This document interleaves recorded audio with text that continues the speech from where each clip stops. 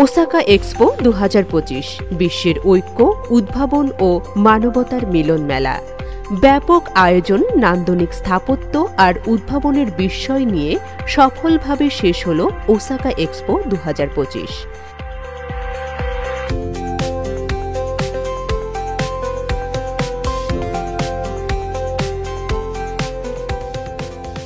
জাপানের কানসাই অঞ্চলের ইউমেশিমা দ্বীপে 6 মাস ধরে চলে বিশ্বের এই বৃহত্তম প্রদর্শনী। 158টি দেশ ও ভূখণ্ড আর জাতিসংঘ ও রেডক্রসের মতো আন্তর্জাতিক সংস্থার অংশগ্রহণে এই এক্সপো হয়ে উঠেছিল সত্যিকারের বিশ্বের মিলন মেলা। বৈরিতাপূর্ণ বিশ্ব রাজনীতির মধ্যেও এখানে তৈরি হয়েছিল ভিন্ন এক জগৎ, যেখানে প্রযুক্তি, সংস্কৃতি আর কূটনীতি মিলেমিশে গড়েছিল ঐক্যের বার্তা।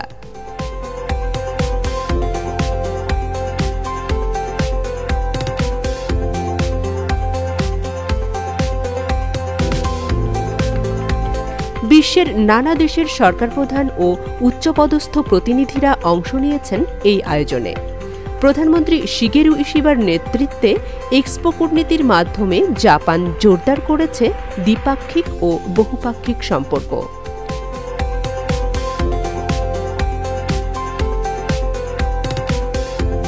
দর্শনার্থীদের পদচারণায় মুখর ছিল পুরো এক্সপো প্রাঙ্গণ। শেষের দিকে টিকিট পাওয়া হয়ে ওঠে কঠিন। আয়োজকদের হিসাবে প্রায় 2,70,00,000 মানুষ ঘুরে দেখেছেন এই বিশ্বমেলা।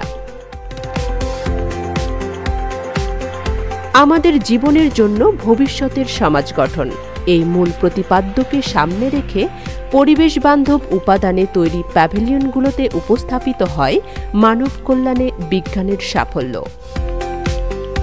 ভার্চুয়াল রিয়েলিটি, ডিজিটাল ম্যাপিং ও রোবোটিক্সের অভূতপূর্ণ প্রদর্শনী দর্শকদের দিয়েছে ভবিষ্যতের অভিজ্ঞতা।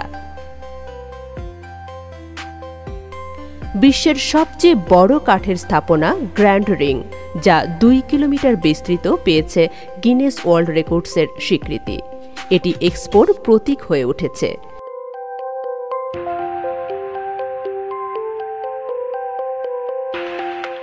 এই বৈশ্বিক আয়োজনে বাংলাদেশও ছিল গর্বিত অংশীদার। বাংলাদেশ প্যাভিলিয়নের থিম ছিল সংযোগকারী জীবন, ঐতিহ্য ও উদ্ভাবনের এক সিম্ফনি। নকশিকাঁথা, জামদানি, পাট, চামড়াজাত পণ্য, পোশাক শিল্প ও তথ্য প্রযুক্তি সবই ছিল সুশৃঙ্খল উপস্থাপনায়। প্রতিদিন প্রায় 10,000 দর্শনার্থী ভিড় করেছেন বাংলাদেশের প্যাভিলিয়নে। Hello, welcome to Bangladesh Pavilion. And I thank you very much for visiting my pavilion. Arigatou gozaimasu. সমাপনী অনুষ্ঠানে উপস্থিত ছিলেন প্রধানমন্ত্রী শিগেরু ইশিবা ও যুবরাজ আকিশিনো দম্পতি। অনুষ্ঠানে অংশগ্রহণকারী দেশগুলোকে ধন্যবাদ জানিয়ে এক্সপোর পতাকা হস্তান্তর করা হয় পরবর্তী আয়োজক দেশ সৌদি আরবের হাতে। 2025 সালের ওসাকা এক্সপো কেবল প্রযুক্তি ও উদ্ভাবনের প্রদর্শনী নয়, এটি ছিল ঐক্য, সহাবস্থান ও মানবতার উৎসব। আয়োজকদের ভাষায়, বিশ্ব যদি চায় বিভেদ ভুলে একত্রে দাঁড়িয়ে এক নতুন টেকসই ভবিষ্যৎ গড়া সম্ভব। OTN বাংলা।